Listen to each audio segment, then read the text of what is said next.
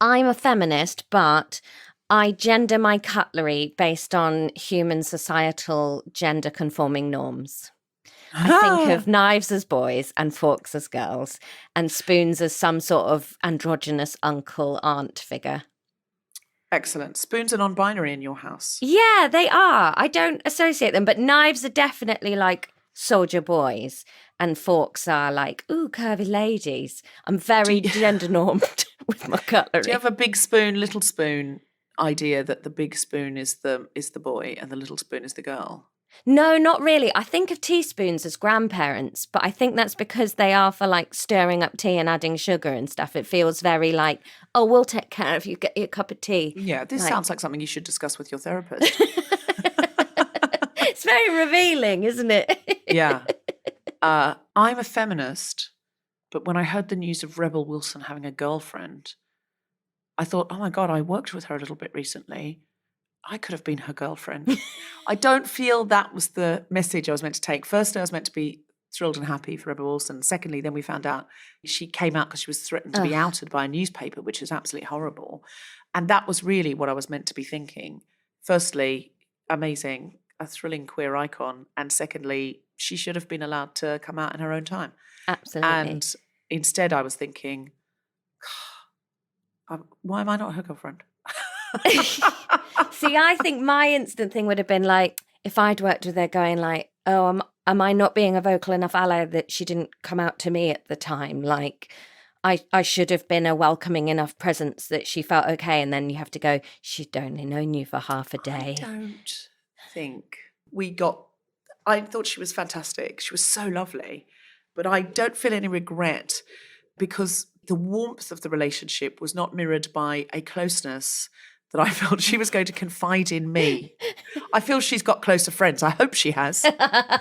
Yeah, you're worried about her if you are her best friend after that. If she'd asked me to be her bridesmaid, I would have been like, Rebel, we've just met. But I mean, sometimes you have an instant connection. I did think she was fantastic. She was very warm and she was very celebratory of the writers and she was great. I'm a feminist, but I have to physically remind myself not to auto-hate Angelina Jolie because I'm so invested in Brad and Jen's relationship that I forget that they are all adults and that Jennifer and Brad don't want to be together. So No.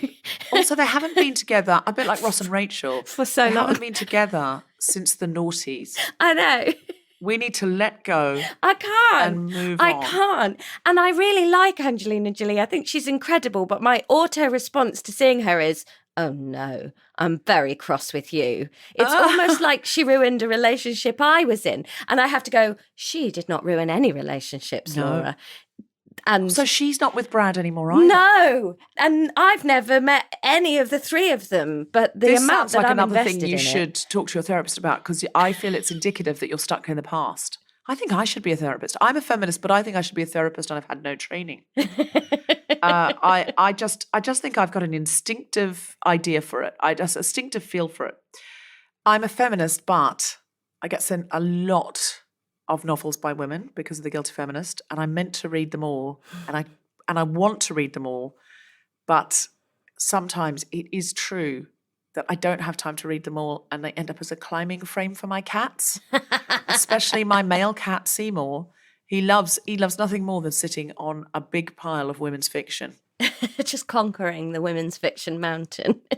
I think he should be a judge. He's read more than me. I felt a bit like that when you said, you know, do you want to do this episode? And I immediately Googled the Women's Prize for Fiction and hadn't read any of the books on it. And then had that guilty spiral of checking my Audible list and going, I do listen to stuff by women though, right? Like having to go through and Google whether Lindsay Davis was a woman. And thankfully she is. Excellent. I am a feminist, but I would hate for anybody I was on holiday with to know I had pubes. Oh, yeah. Like, I'm fine with having them the rest of the year. I like my pubes. I do nothing to get rid of them. But then the thought of being next to a pool and them being in the place where they're meant to be fills me with a cold fear and would ruin my holiday. I'm a feminist, but while I tell everyone my favourite writer is Toni Morrison, and she is She is definitely, like, I'm obsessed with her. Don't get me wrong. Don't get me wrong, everyone. I am obsessed with her. My real favourite writer is Evelyn Waugh. I'm sorry. I have a thing for, like, posh gay men in the 1920s. I think I am a posh gay man from the 1920s. It's just an aesthetic. It's a manner. It's an emotional coldness I go for. I don't know what to tell you. Maybe it's because I'm adopted. I like that sort of emotional distance. But then on top of that emotional distance is sometimes an ebullience, a performative ebullience. Do you see what I'm saying? Do you see where I'm going with this? I love Evelyn Waugh, and he only writes about men, and he only writes codedly about gay men and sometimes uptight Catholic women. And I'll tell you what, I go for it. Listen, I'm not proud of it. Just the way I'm made, guys. Just the way I'm made. But you can always pretend you thought he was a woman. He's got an androgynous first name, hasn't he? Oh, that's true, Marianne. I could actually, yes. Oh, I'm a feminist, but I've read all of Evelyn Waugh. To be fair, I did think he was a woman for most of the time. No one's buying that. No one's buying that. It's the floppy fringes that do it. That's it. It's the floppy fringes. It's the whole thing. I tell you, I watched the ITV. If young people haven't seen the ITV Brideshead Revisited, in which they film every second, every pause of the book, you haven't lived. You haven't lived. Lots of floppy head men looking out of punts winsomely, looking into the middle distance existentially. Oh, it's so good. And now let's see if our guests from our special episode for the Women's Prize for Fiction have any I'm Feminist Parts. Please welcome Kate Moss, no, not that one, Laura Bates, and Mary-Ann Sieghart. Yay! Hello.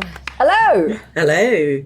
I'm Kate Moss. I'm the founder, director of the Women's Prize for Fiction. I'm a novelist, a playwright, and a campaigner, I guess, and a carer. I'm Mary-Ann Sieghart. I'm chair of the judges this year for the Women's Prize for Fiction.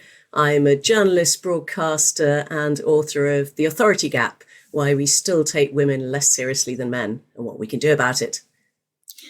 I'm Laura Bates. I'm the founder of the Everyday Sexism Project and the author of Fix the System, Not the Women. And we're joined by my co-host for today's show, Laura Lex. Hello. Thanks for having me.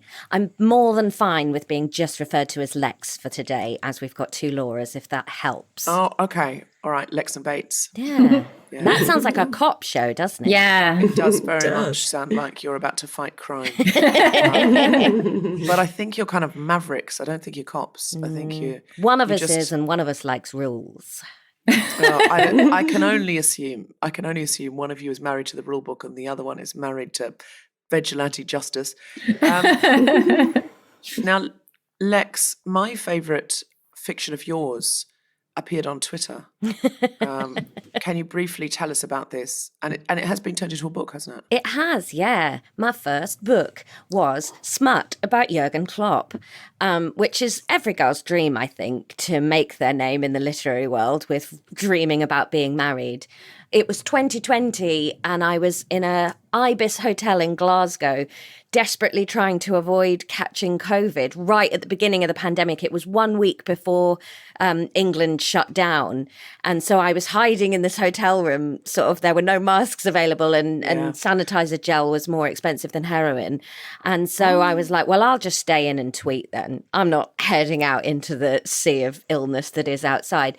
So I just thought, who was that football manager that I'd seen doing a press conference? And he'd been on this press conference and somebody asked him about COVID and he just went, well, why are you asking me? I'm not a doctor. I'm a football manager. Like, ask me questions about this. Like, stop trying to get disinformation out into the world by asking non-experts questions. And I thought, well, I don't know if I've ever heard a man not try and answer a question. I think normally they will answer and then find out if they were qualified to answer. So, I sort of sat there and I wrote this whole thread dreaming about being married to a really sensible man. And then life just went crazy. It was sort of publishers and everyone getting in touch going, will you write it as a book? And I was sitting there thinking, no, this is a very thin premise for a book. That can't be a book. And then all my sources of income dried up and I went, do you know what? Yeah, that sounds like a really good book. Yeah, Listen, I will.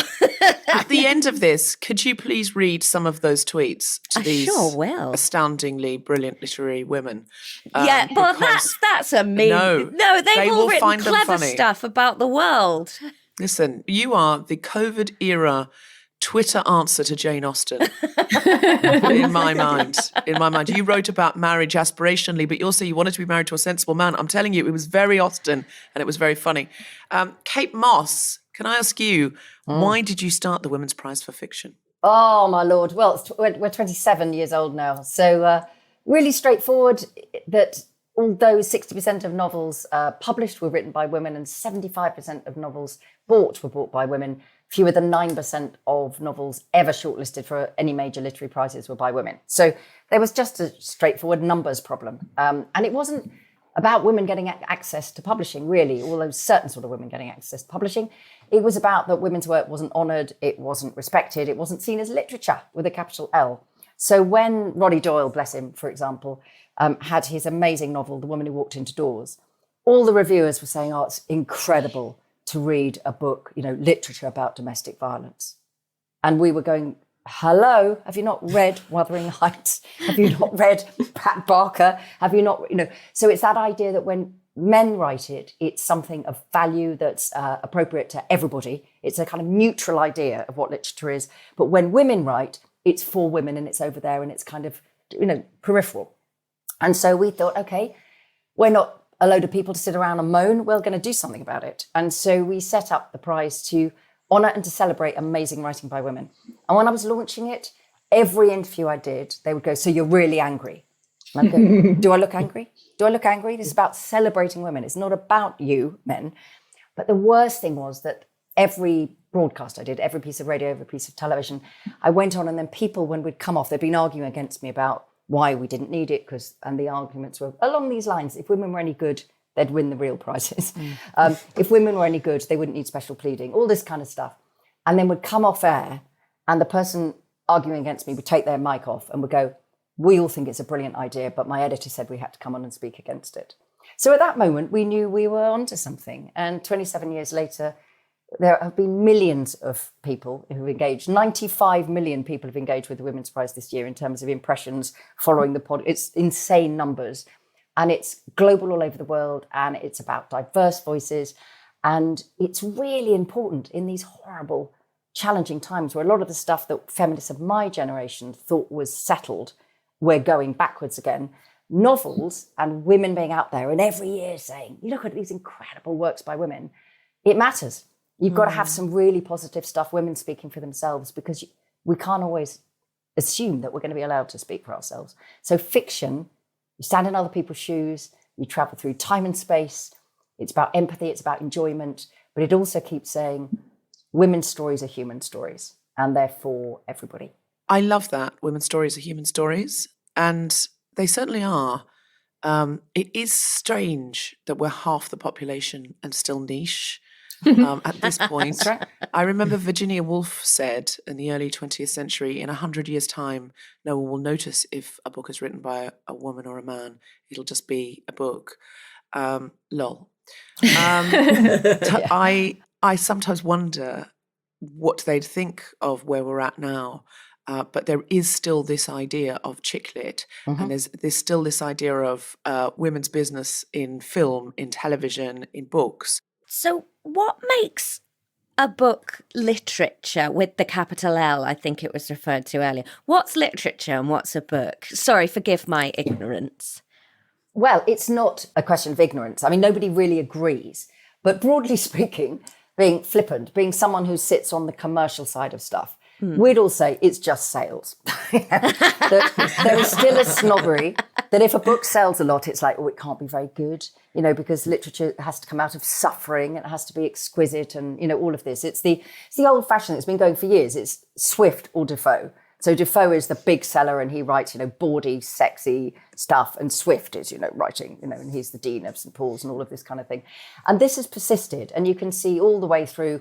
You look at Daphne du Maurier, for example. Her reviews were, this is stupid Gothic fiction. Nobody's going to want to read something, an old house that's burnt down. Nobody knows who's, all of this sort of stuff. So there is a snobbery, which is what is the right kind of subject for literature. But as someone who's paddled around this for a long time and writes big adventure stories with women heroes, but basically I was described once as somebody who writes sex and swords, and I think that's fairly accurate. A lot of battles, a lot of, that kind of stuff.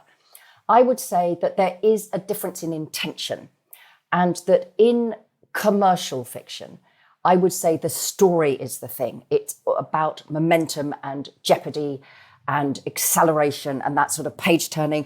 What's going to happen, And so when someone says to me, I couldn't put your book down, that is the reaction I want. Yeah. Does that mean that I don't care sentence by sentence about how beautifully I write or how brilliant my ideas are or are not? Of course I care. But my intention is to tell a cracking good story. Whereas sometimes you could say within more literary work, and neither is better than the other. It's not about the quality of the writing, it's about the intention. With more literary work, you could perhaps say that the idea is the thing, or the cadence is the thing, or the music is the thing. And so I think that for me, after all these years of being a writer and obviously doing the Women's Prize, that's how I divide it. The great Margaret Atwood, in her brilliant book called Negotiating with the Dead, which is about being a writer. And she says, there are 4 types of books. There are literary books that are good and literary books that are bad, and commercial books that are good and commercial books that are bad. And I think that is also the case. Does a book succeed in what it set out to do? That's the only value judgment you can make. There's no such thing as a good or a bad book. There is, does it succeed in what it set out to do?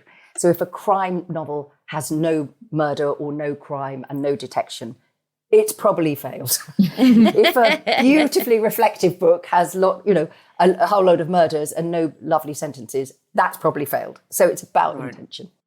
What about Dan Brown? Well, Because I feel like Dan he's Brown. really successful at selling books, and I guess he tells a really good story. Yeah.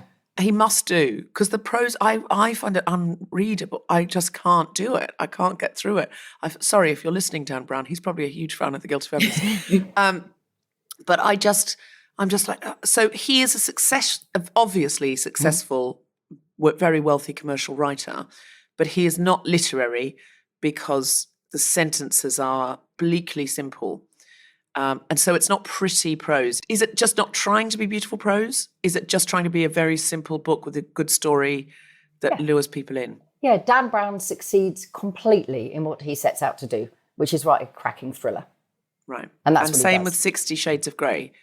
50. Is it 50? It's not awfully thrilling. That's how much I know about 50 Shades of Grey. I think it's 60 Shades. Again, I can't do it. And 60 shades, 20 shades. Yeah, 20 depending on how shades. It tired felt we like are. 60 to me, honestly. I tried to get through it and I was like, I've got through 20 Shades of Grey and I just can't keep going. My amazing mother-in-law, who I care for, she's nearly 92 now, I gave her a copy of however many shades of grey when it came out. And I've got a picture of her reading it in her wheelchair in her dressing gown. And on page 30, she said to me, is anything going to happen? I said, not really, Rosie. They're just going to have a bit of slap and tickle, a bit of argy-bargy. And she went, Bit of there's How's not Your much of Father? a story. So that was it for Granny Rosie. She didn't feel there was anything in it for her, should we say. It's funny with stuff like that though, because I've just written my first novel and it's out next week, and it's the first thing I've ever written or done where my husband hasn't been really intricately involved in the development of a stand-up show, or like with the clock book, I ended up running a lot past him because we had such a short publication deadline. So when I'd finished it, I gave it to him and I said, well, you can read it, but I just know you're not my demographic for it. So that's why I didn't want you to read it before, because I couldn't bear you not liking it while I was still doing it.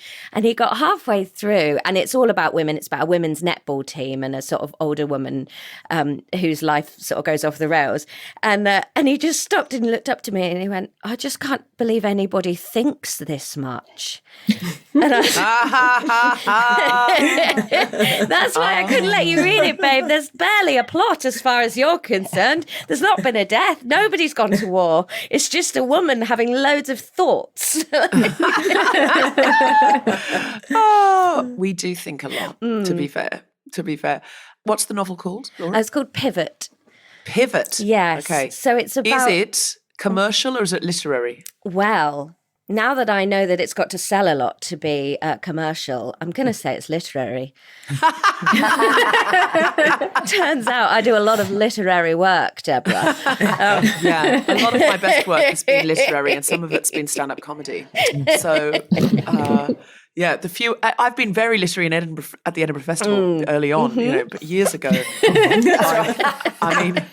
Oh, right, see, it works. It works for everything. Absolutely. Marianne, you are the lead judge this year.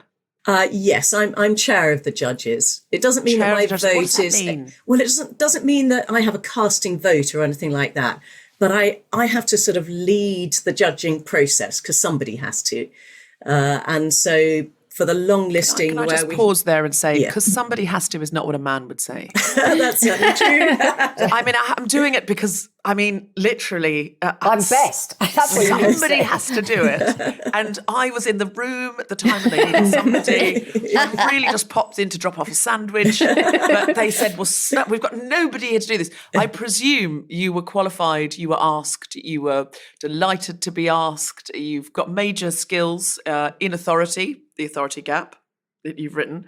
Tell us what drew you to the role. I love reading fiction. I've always loved reading fiction. I much prefer fiction to non-fiction. Non-fiction always feels a bit like eating porridge. I know it's good for me, but it's not a great pleasure. Fiction is fantastic. It just draws you in. If you're reading a great novel, it sort of haunts you through the day and you're dying to get back to it. And I very rarely feel that for a non-fiction book. So people said that about my book, The Guilty Feminist, okay, which is non-fiction. They said it all the time. They said, all day, all I was thinking about was getting back to the book. They didn't really, guys. I'm just like, you're looking at me like, oh, wow. No, I'm sure they did think that. Okay, Tom, cut that out because that did not work. Continue, Marianne, continue. So I thought, okay, I am going to have to give over about 6 months of my life to this because it means reading an enormous number of novels. But on the other hand, the great thing was I could be sitting in my armchair in the middle of the day reading a novel and not having to feel guilty about it, not feeling like I was somehow skiving off work because this was work. And what a fantastic luxury that is. Did it ruin it for you? Because anything that becomes work, you generally think, oh, God, now I've got to read another book. Did at some point you go, oh, I could really do with just, watching Succession? Yeah, do you know, the only exception I made to not watching TV in the last 6 months was watching Succession. I had to watch Succession. But yeah, I'm afraid I barely saw a friend. I barely watched TV.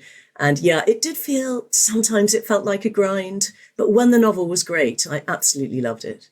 And so what I've said to myself is, I'm really glad I've done that once in my life, but I wouldn't do it again. Because it does really carve an enormous chunk out of your life. It's why we don't invite anybody back. It's like having more than one child.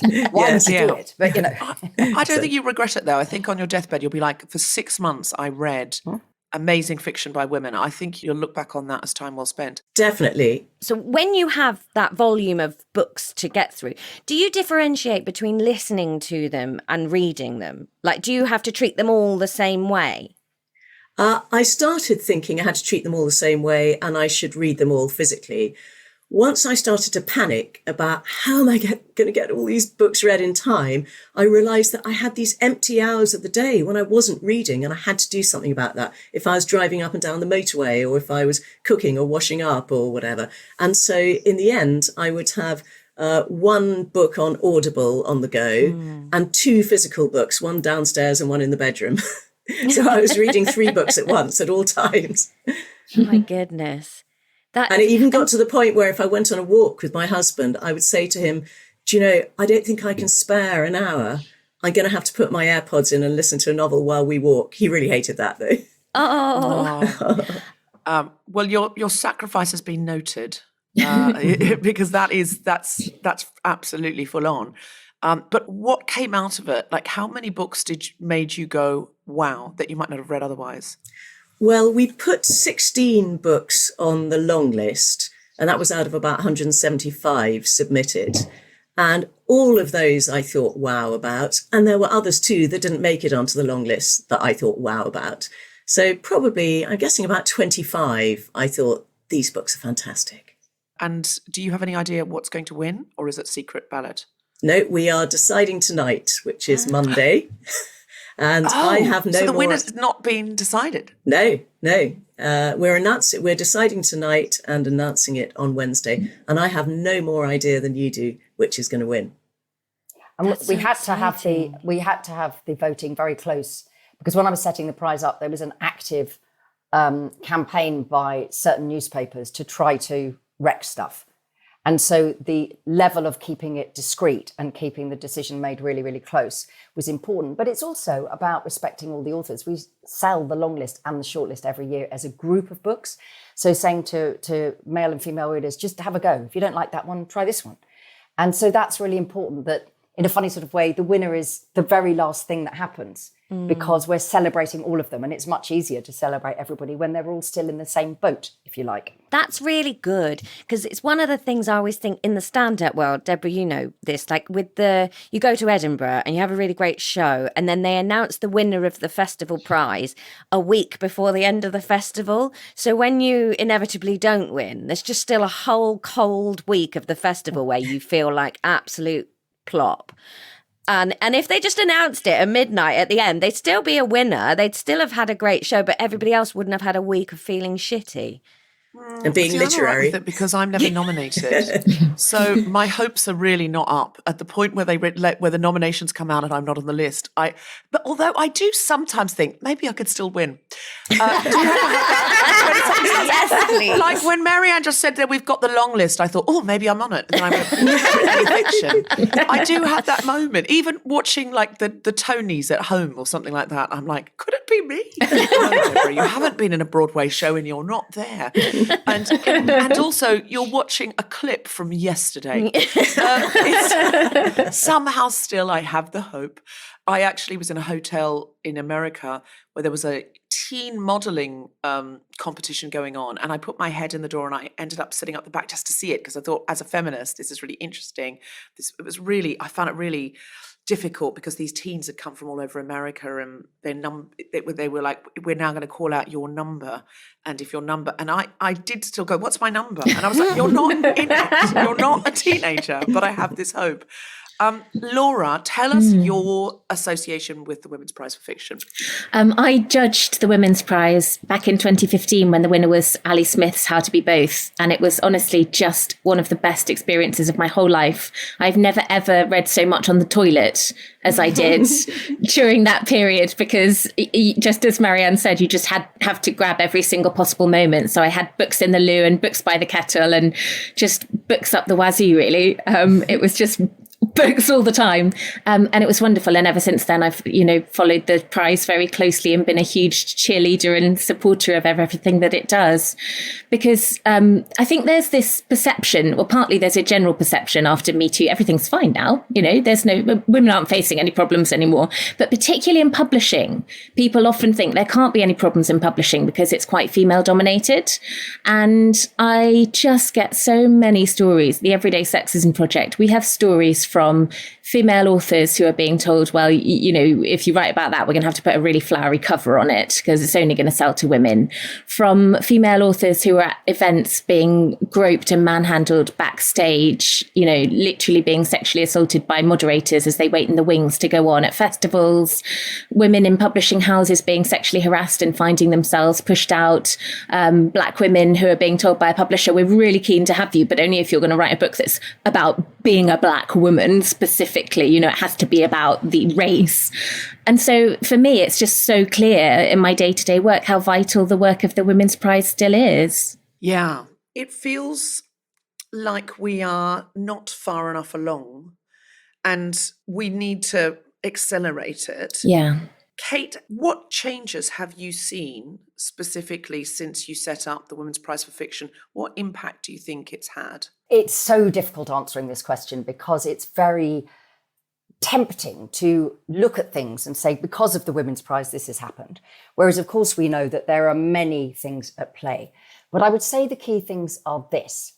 what the Women's Prize has done is made it possible every year for there to be a kind of touch paper about discussions about writing and gender and reading and gender, and how women are actively left out or neglectfully left out or not respected for their work. So that happens all the time. When I was setting it up, we were in a period, I'm 60 now. And I got the tail end of the previous generation of feminism. And then there was a very, very fallow period. And there's lots of new, wonderful, younger women. I'm looking at 3 of you now who have really transformed things. But when we were setting the prize up, it was actively encouraged to not ever talk about women. The idea was that feminism had happened and it was all successful. So if you said anything about, there's a problem here because women are not doing X, Y, and Z, it was that Thatcherite idea, well, it's your fault. Because if you were any good at what you do, you wouldn't be in this position. So it's because your work's not good enough or you're not forceful enough. So that has changed enormously. I would say the other thing that's changed is, and God knows overdue, a discussion about what diversity actually means. So the idea that some women might be published, but many, many women's voices were not being published. And that's not only race, it's age, it's class, it's ability, disability, however people define themselves, all of these things. So there is a much broader agenda that it's not just, literature's not about white men with beards. It's about everybody's voices. And that has changed quite a lot. The international element has increased because we know, we were all watching the news last August. There are many countries in the world where women are not allowed to go to school now. And that's always been the case. But history is a pendulum. My big new non-fiction book that comes out in the autumn is about all the women left out of history, nearly 1,000 women. And history is a pendulum. So things get better. But we have to keep barricading sometimes, and other times, just as Laura says, holding the flowers. But we need to keep protecting women's position because it isn't safe forever. So I think within that, the Women's Prize has seen enormous numbers more women being honoured for literary awards. It's seen other areas of the arts, art galleries, literature, in the sense of writing, libretto, classical music, all of these things, sculpture, dance, all of that, asking the same questions. Why is there only 3% of works in art galleries in the UK on permanent collection by women? 3%. Now that's crazy, isn't it? So I think that's been the biggest thing, to make it possible for the conversation to always be had. And to keep saying, I think, arm yourself with information. So when people say, yes, but women have taken over, one woman goes a long way. So if there's one woman there, they go, oh, look, it's all fine. And then you say, well, yeah, but do you know actually how many percentage of this, that, and the other? So arm yourself with facts. And the Women's Prize has we've spent millions on research so that people have got those statistics. So the only one I'll give you now is that when I launched the prize, 9% of books on the Booker Prize had ever been by women. And now that figure is 49%. Now, we can't say the Women's Prize has done that alone, but we absolutely can say that once one woman puts her head above the parapet, another comes to stand next to her, and another. And you're a significant part of the landscape, I would say. Yes. It's now one of the 5 most recognised literary awards in the world. Wow. Which is fantastic. And it's the thing I think that has been really important about it is, it's very funny you mentioned Evelyn Waugh at the beginning, because one of my moments of thinking, I think we've done this, was in the 3rd year of the Women's Prize, and we were still awarding it at the National Liberal Club. So you walked up the stairs beneath many portraits of whiskered gentlemen into this room. And if there'd been social media, I don't know if I could have coped. But at the time, there wasn't social media. So it was very nasty launching the prize. The first couple of years were very bloody and a lot of personal attack and all of this kind of stuff. But what year was it? It was 96. Oh, yeah. So that before was a terrible all of that, time. Yeah, and so people had to ring up and speak, and then, the papers would ring up and get my husband, and he'd say, well, we're just doing supper for the children, but she can ring you back. And then the next day in the paper, there'd be Moss refuses to speak. We know how it goes. We've all been victims of it. But that was all Girl Power and Nuts magazine, Zoo magazine. Yeah. That was the time. Young people, if you don't remember it, most of the magazines that you could see at eye level, and it was before we all had the internet, so magazines and newspapers was the way we got information. Any magazine on the front cover, it would have like some woman who's in the public eye on holiday, and they would put a big red ring around her cellulite. That, look, she's caught on the beach and she's got cellulite. And that was a bad thing because there was absolutely no, just the idea of body positivity wasn't, it was just, look like Kate Moss, the other Kate Moss without an E, or I take don't go offence to the at beach. that. I am gorgeous. I'm 60. No, I know what you mean. No, sorry. Oh Yeah, my no, God. no, That's I'm a terrible thing to teasing say. you. But it was No. they were holding her up as the one thing you could be. But it's a really interesting thing. Both Marianne and Laura are incredibly important in the non-fiction area of publishing, books providing information about the reality of women's lives. But this week, as we record, the whole paperback top 10 in the UK, the entire paperback top 10 is books by men. So there is still the idea, as you all have experienced, and we all know, that things about women, particularly if they star women, they have a female lead character about women, are intended for women. Somehow this is niche. Whereas that experts, we're back to the men with beards. And that actually, so if you want a book about ...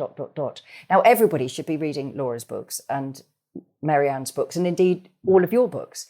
And one of the reasons that I've written my Women in History book is because when you say to people, do you know, it's the joke, isn't it? There are more statues to men named John than to women. But it's also not a joke because it is accurate. So, when you say that, say, just imagine if it was the other way around. That's all you ever need to do, flip it.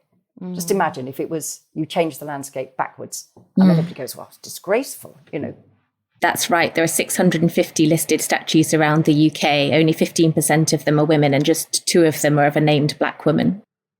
Wow. I mean, That's most in of my them book. most of them are Queen Victoria or nymphs. Yes, Naked most of them are naked. Yeah, most of them are naked nymphs or Queen Victoria. And again, some people go, oh, who cares about statues? But it is just going into all of our psyches as to who's important, It who is. deserves a plinth, who's made history happen. Who matters. So that's why I'm so excited, Kate, about these hidden women from history that you're Yeah, uncovering. well, the book's called Warrior Queens and Quiet Revolutionaries, How Women Also Built the World.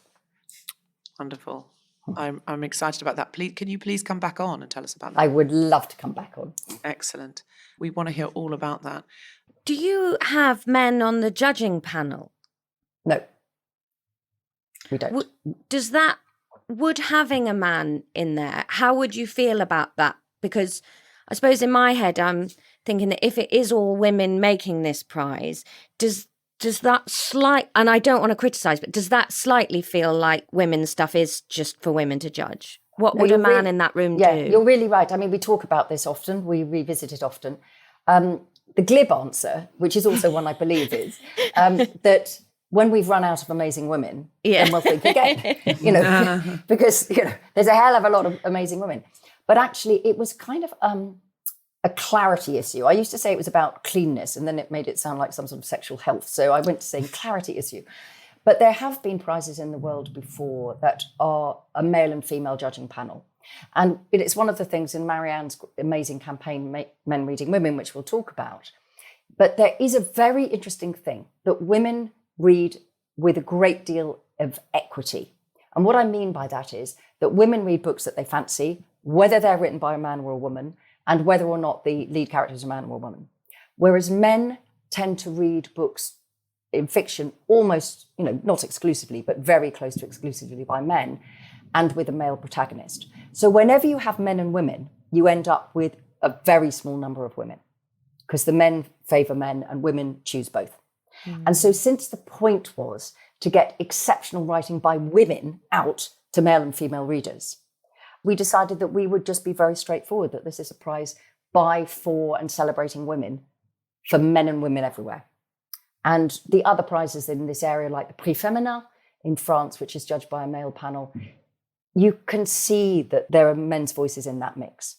Because many of the novels by women that win, almost, not always, but almost always have male protagonists. So if it's a book by a woman with a male protagonist, that's kind of okay. But if it's a female protagonist, so the idea that a lead character is in every girl or every boy, every man, every woman, holds true for women, but it doesn't hold true for men. So that's fascinating. Interesting. Thank you. And Marianne, tell us about the campaign Kate just mentioned.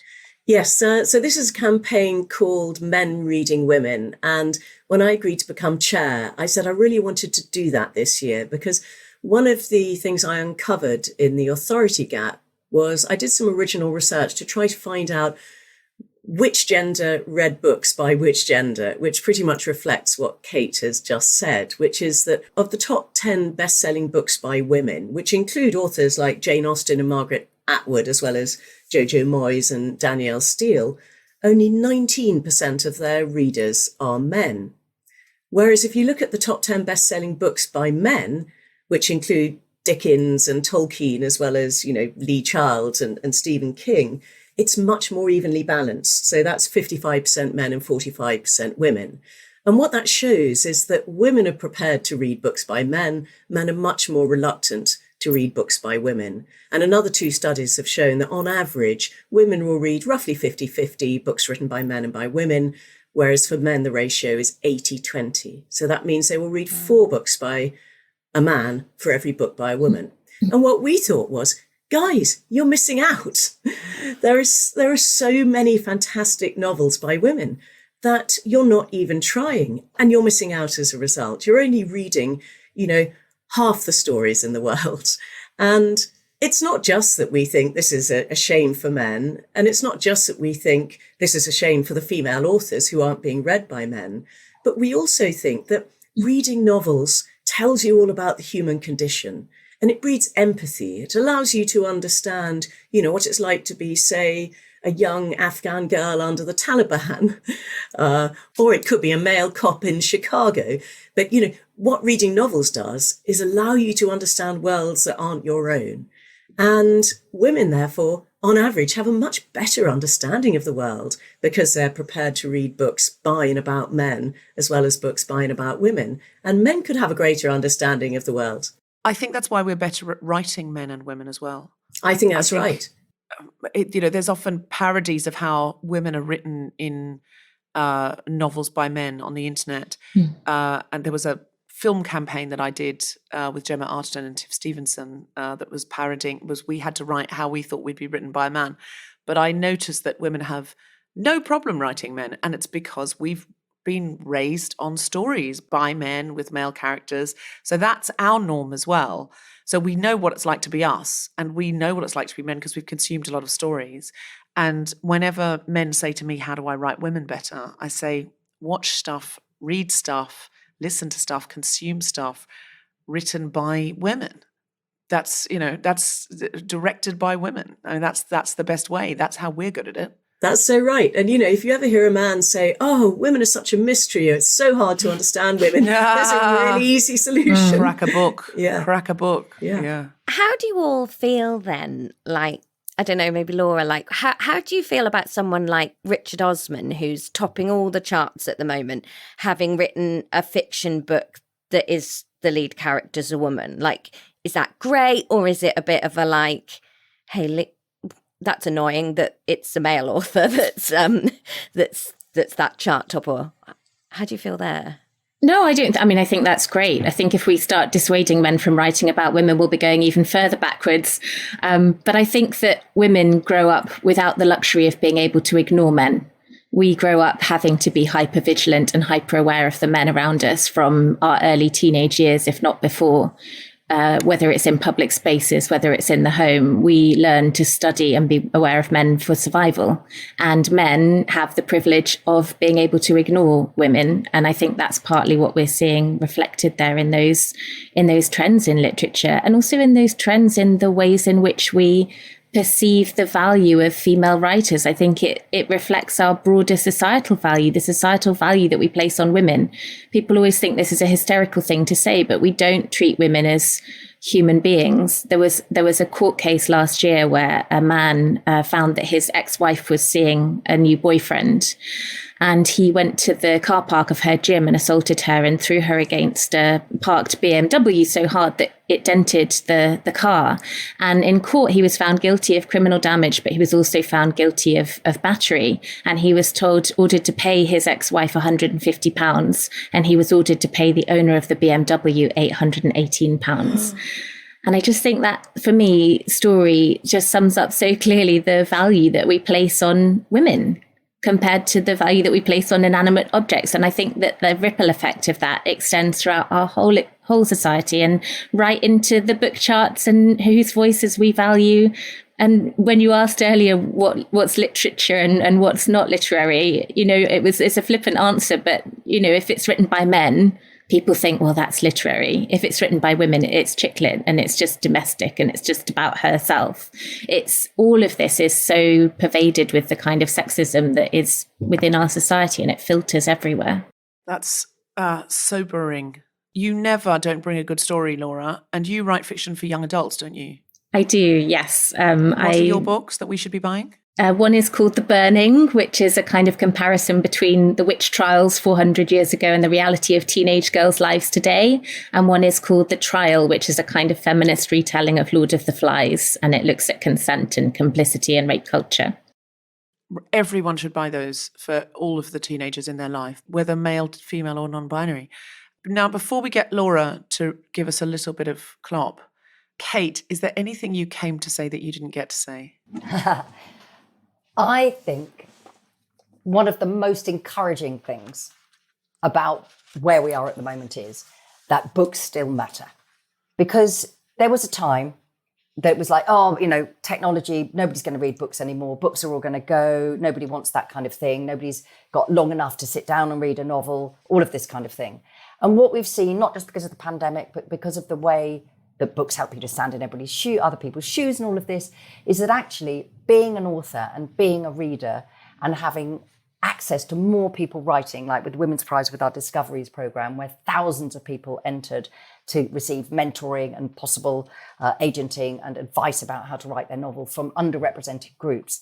What we see is that people still think that books are something and that you can learn something and enjoy something and be inspired and have your life improved and just get joy from books.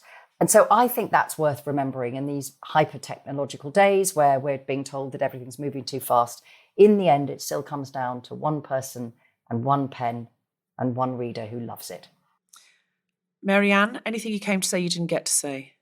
Yes, as part of this Men Reading Women campaign, we asked former Women's Prize judges and a whole bunch of male writers and celebrities like Salman Rushdie and Ian McEwan and Richard Curtis to nominate their favourite book by a woman that all men should read. And we then asked people to vote on these. And 20,000 people came to the Women's Prize website and voted. And there's the top 10 essential books by women that men should read on the website. It was won by Margaret Atwood with A Handmaid's Tale. So what I'd say is if there are any men listening to this podcast, we've curated the 10 very best novels by women that you should read. And so any one of them will blow your mind. And for the women listening to this podcast, buy these books for men in your life and get them started on the habit of reading novels by women, which are fantastic. Laura, do you have anything from Klopp you can read us? I totally do. You all know who Jurgen Klopp is? Yeah, okay, football manager. Who does he manage? Deborah, who doesn't? I mean, there was a very literary book about him released. I heard that. Some of our listeners don't know who he is, so tell us. So he is the Liverpool football manager, but don't worry, you don't need to know anything about football to read the book. He's from Germany. But he lives over here, very happily married to somebody that isn't me. And I am also very happily married, I am legally obliged to point out. And the marriage is fictional. This is a fictional marriage between you and Jurgen Klopp, because you saw him on television being sexily sensible. Very sensible. And yes, it began with the tweet. It's so stupid. It began with the tweet. If I ever met Jurgen Klopp, I'd say, oh my God, if we have a baby, we should call it Clip, just so he'd raise an eyebrow at me and tell me I'm a moron, and I'd be so naked by the time he finished doing that. And that was the first tweet. And then I thought, hey, let's do some more. So it sort of developed. We'd go to IKEA and I'd be like, oh, this lamp is so cute. And he'd say, no, Laura, we are just getting the things we came here for. But then at the till, he'd let me have a bag of dimes anyway because I'm cute. And then we'd drive home in our nice Volvo. every morning he'd eat Weetabix because it's not that sugary crap. And I'd have my Pop-Tarts and he'd roll his eyes, but not criticise out loud because he's not been to medical school, so it's not his area of expertise.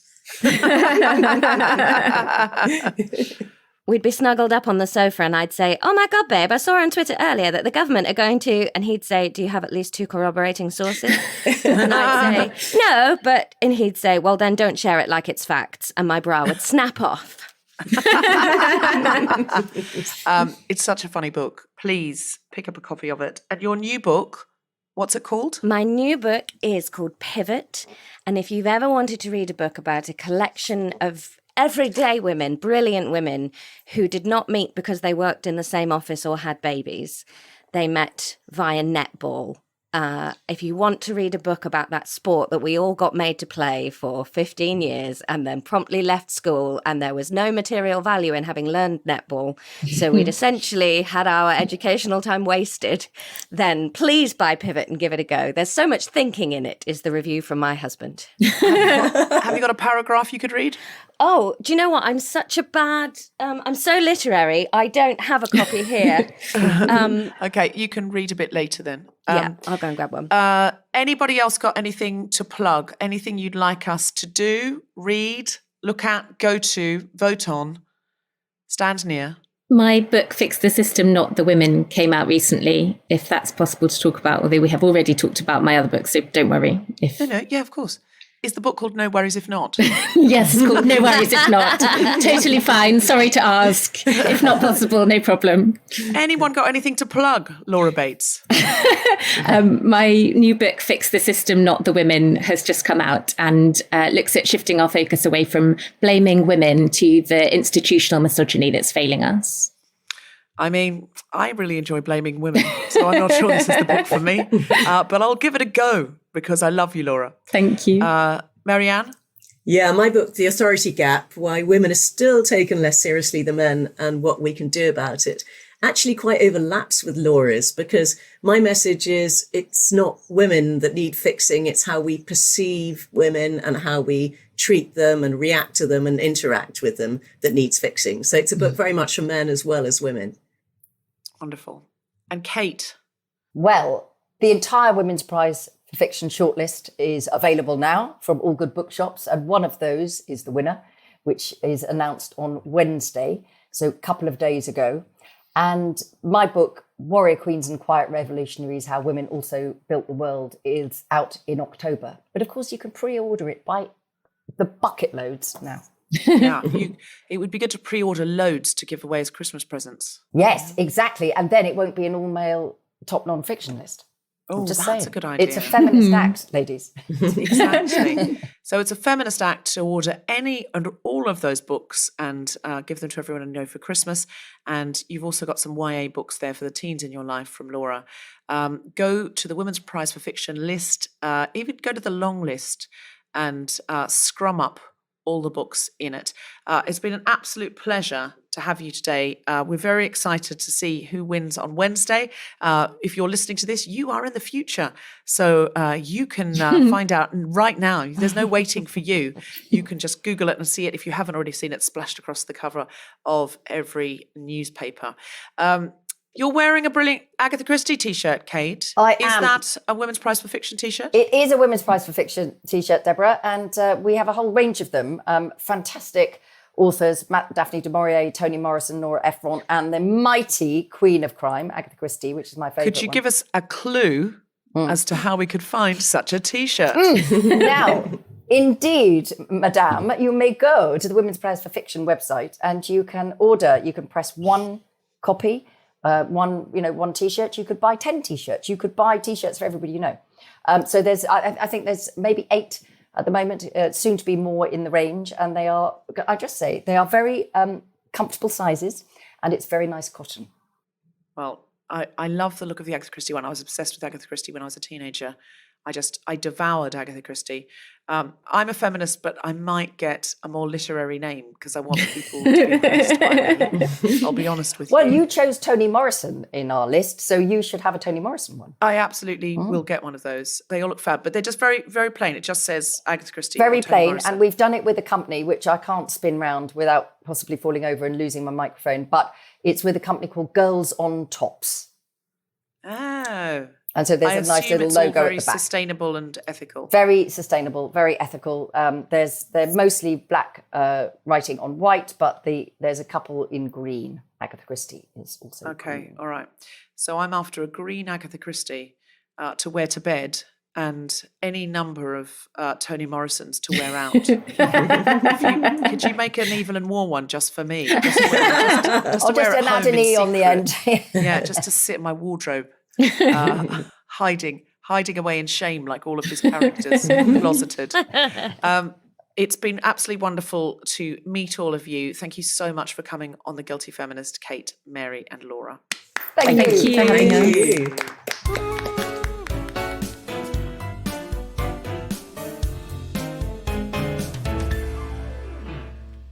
Hello, Guilty Feminists! It's your girl Kima Bob here with a special announcement. Wheel!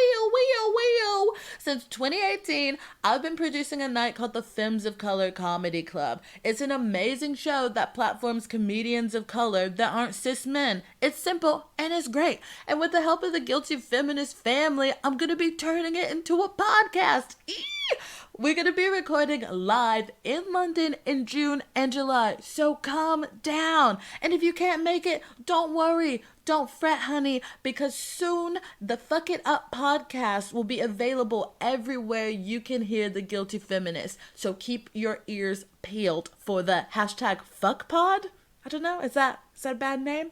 Anyway, it's one of my favorite things in the world to do, and I'm so excited to share it with you guys. For more information, hit up the Guilty Feminist website or at Fuck It Up on Instagram. That's FOC, y'all. Laura Lex is now going to read the opening paragraph of her book, Pivot. So this is the opening paragraph to my book, and writing a first line is what do you write? So here's the first thing. The sea was not expecting to be hit full force with a golf club. To be fair to Jackie, though, she hadn't been expecting to throw it either. Well, technically at the point where she was standing on the beach staring at the sea and holding a golf club with the encouraging words of Roz in her ear, by then she was half expecting to throw it, but not really. Jackie wasn't the golf club throwing type. She'd barely ever looked at these golf clubs before Roz had loaded them into the boot. They were long and heavier than she'd expected. "Doesn't golf last for hours?" she said absently to Roz. "How the hell do you lug these around all day without dying?" "Caddies," said Roz, looking up from removing furry covers from the lumpy clubs. "Is that them?" Jackie nodded at the little golf sock things. "No, these are... Well, do you know, I don't know what these are. Some sort of warmers." "Why would you want the clubs to be warm?" "I don't know. Maybe it makes the ball go further." "So what's a golf caddy?" Jackie shook her head, losing their thread. This was a common side effect of talking to Roz. "It's the person who carries your clubs around for you so you don't get tired, like a servant." "Oh, Lord, no wonder it's so popular with men. Someone else doing the hard work while you swan around pretending you're the dog's bollocks." Jackie launched another iron hard out to sea and heard the splash as the lengthy pole slapped the surface of the dark water. Lovely. I'm intrigued to find out what happens next. Why are they throwing golf clubs in the sea? I was terrible at netball as a child. Yeah. I mean, genuinely terrible. Like, I can't catch. I wasn't interested in throwing. It was, and it's like, oh, you've travelled, because you take a foot off. I liked basketball because I liked the speed of it, but my mother didn't like me playing it because she thought I'd get knocked out or get my teeth knocked out or something. I mean, ludicrous. I think, like, netball, this whole book developed from I was emceeing at a gig in Guildford and a netball team were there on a night out. And I just started improvising some stuff on how ridiculous netball is in terms of how it's not a very instinctual game to play. And then how frustrating it was that you spent so long learning it only for there to be zero job opportunities in it. And the boys are all learning football and then just get handed this cultural touchstone, like this brilliant thing that you can have conversations about, you can play casually, and netball doesn't exist like that. So then that turned into a proper bit of stand-up. And then I turned it into a TV show, which got optioned a few times, but channels just wouldn't pick it up. They were going, well, because my lead character's 58, and they kept saying, can she be younger? We need younger people watching television. And I was saying, no, it's a different story if she's younger. And, oh, well, it's a bit nice. There's not really a big drama, a big tragedy. And I'm there going, well, she's 58 and her husband walks out on her. Like, do you not think that's a huge drama? Like, and so TV wouldn't make it. And so when somebody said, have you got an idea for a novel? I said, well, yeah, I've got these brilliant women that have just been stuck in this script that TV are too stupid to touch. And the book world, thankfully, went, yeah, we'll make it. Fantastic. I mean, the thing with books is the budget is only limited by the reader's imagination.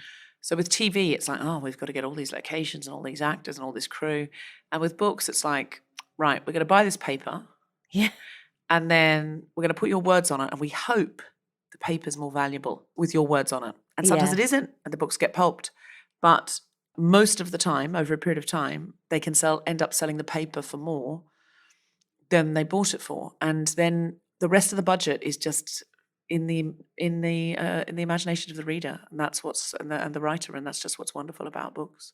That's a really lovely way of putting it. They put your words on it and hope the paper is worth more. I like that. Yeah, a publisher that published a book of mine once about improvisation said that to me. He said, we're really in the paper business. We're buying paper and we're hoping to make the paper more valuable with these words on.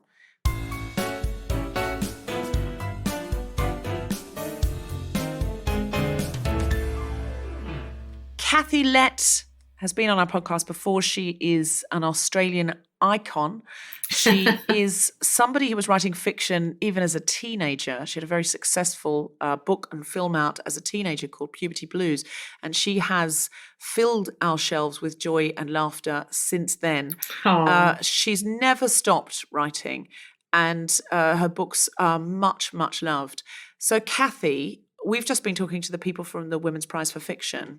You've started a new campaign. Can you tell us what it is? Well, every time I read a book that stars a woman my age, I'm 63, she's either, so eaten up with loneliness and unfulfilled longings that she sort of withers away in some dismal flat and gets eaten by her cats, or she gets murdered, because she nags too much, or she needs a comeuppance. You can never read any crime fiction without some dog walker hitting their toe and a bit of compost, and there's this older woman who just passed her amuse-by date, and I never see women my age who are having fun in their 60s and 70s, and just carpeing the hell out of DM and just being the kind of feisty, formidable, fabulous heroine of their own story.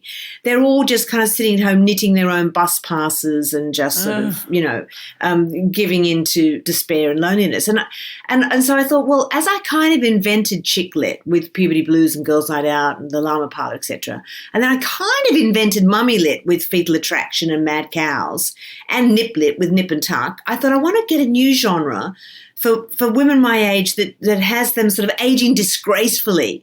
And the name I came up with was I Don't Give a Shit Lit, because the wonderful thing that happens to you after menopause, you girls are far too young to know these things, but your testosterone drops and your estrogen drops and your testosterone comes up a little bit. And so for the first time in your life, you kind of get a little bit more selfish and a little bit sort of more bolshy, and you can put yourself first for the first time in your life.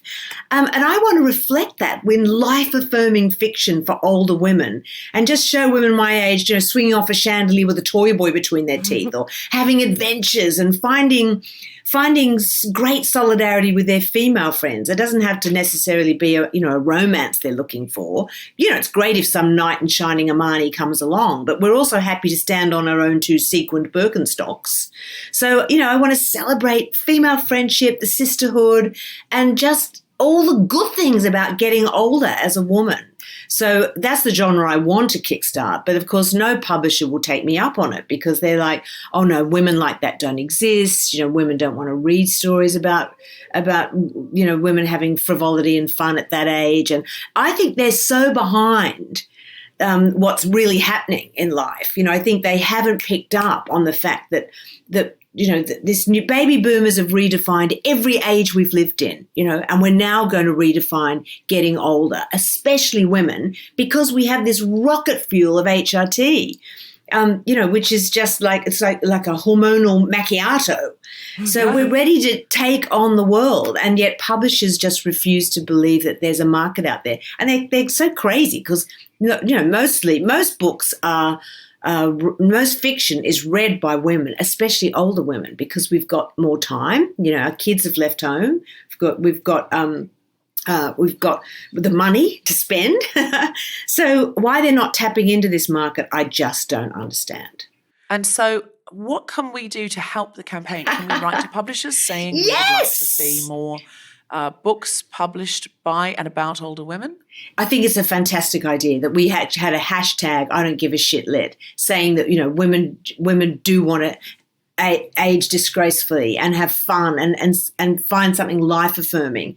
I mean, look, the sexism that older women face is so extraordinary. I mean, hopefully my generation will help break down these barriers for you as you come up, as we have in every other area of life.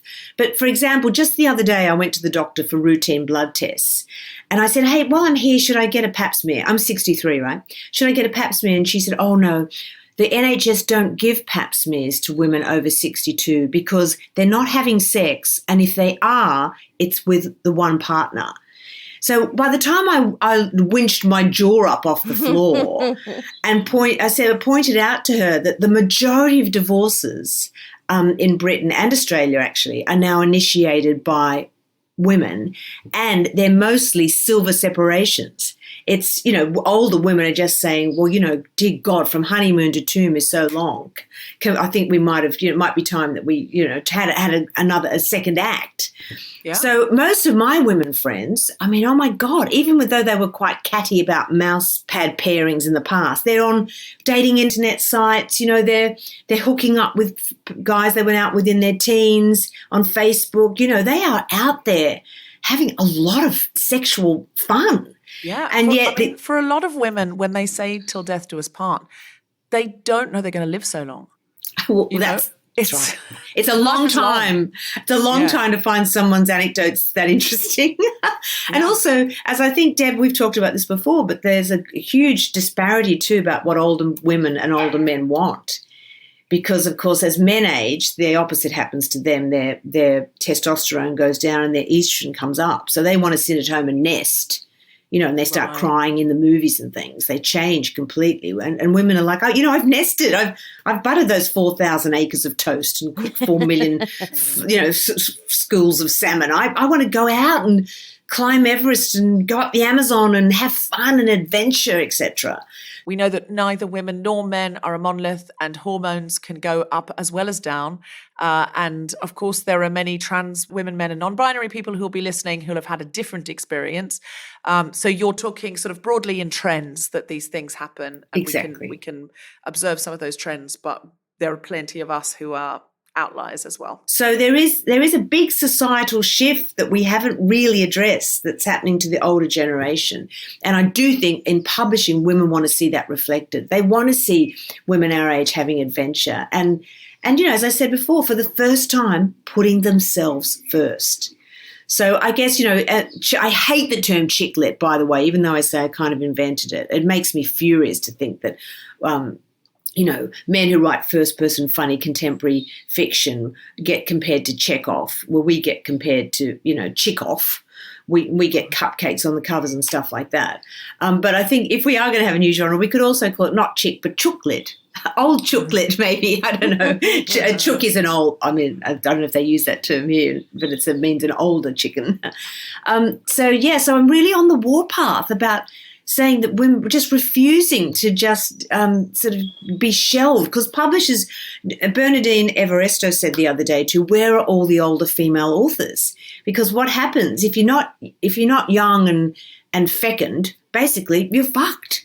The publishers want to promote young women who look good in the culture section, lying across a pile of novels, which of course we all did crazy stuff like that.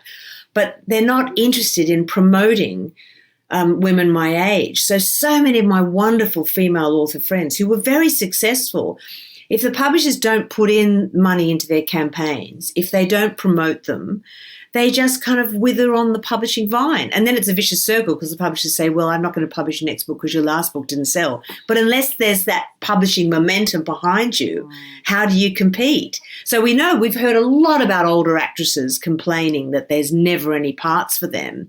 But it's exactly the same sexist ageism is permeating the publishing world. And, I think we need to make a fuss about it and say, we've just refused to be shelved, Yeah. We want to be shelved on the top bestseller list. We don't want to be, shelved and put away in mothballs at the back of the bookshop. So we should tweet out publishers and write to them about I don't give a shit lit. Hashtag I don't give a shit lit. Yeah. Just say we are interested in stories from older women. They've got a lot of life lived. They're doing exciting stuff in their later life, and we want to hear about it. Well, exactly. We've had the heartbreaks, the divorces, the raise the kids. We've had the promotions. We've had the betrayals. We've had the breakdowns. We've had the adventures. We have a lot to say. And and I know there's an audience out there who want to hear it. And men don't get put out to pasture like that at all. Like I don't see that with men. I think as men get older, they get more book deals, and they're seen as senior figures, the wise men, the literary lions. Lucky, to be working with them, and they're icons, and so they're seen as men of letters, literary lions and all that sort of stuff. Well, we're literary lionesses. Just let us roar. Yeah. Okay. All right. Well, we will certainly nudge our favourite publishers and tell them and ask them who are you publishing this year? Who's over 60, and where can I buy those books? Fantastic. Yeah. And don't forget, we're making the world better for when you arrive at our age. So every woman should get behind us. That's a great point, Kathy. Kathy Lett, as always, it has been an exquisite pleasure. You can buy all and any of Kathy Lett's books. What's your latest? The latest is called HRT, Husband Replacement Therapy, or Till Death or Little Light Maiming Do Us Part. Excellent. I read it and I thought it was absolutely fantastic. Oh. It's available in Australia, but not available in the UK. Is that true? That's right, because my publishers here are saying women don't want this kind of funny, life-affirming fiction. They want, serious, depressing kind of, like misery lit. So if you do want to read it and you live in Britain, what's the publisher we can contact to say, could you please print this here? I think Penguin Random House. And just say, hey, have you got Kathy Lett's HRT? We've been looking forward to it coming out. Yes. Haven't seen it on the shelves yet, and maybe they'll publish it. Because we need some more laughter lines, read between my lines, Totally. If they're not marketing you as much as you get older and they That's kind it. of let you dwindle, maybe they're just letting you get more literary and less commercial. Maybe they've got ideas that you're going to become James Joyce. Well, why don't we mix commercial fiction with literary fiction for women and just call it Clit Lit? Oh, That would rub me up the right way. Yes. I love the idea, though, that you're a commercial success in Australia, but literary in the UK. Well, darling, I do like to straddle. It's my favourite position. Thank you so much, Kathy Lett. You're incredible. Lovely to see you guys. Bye. Bye.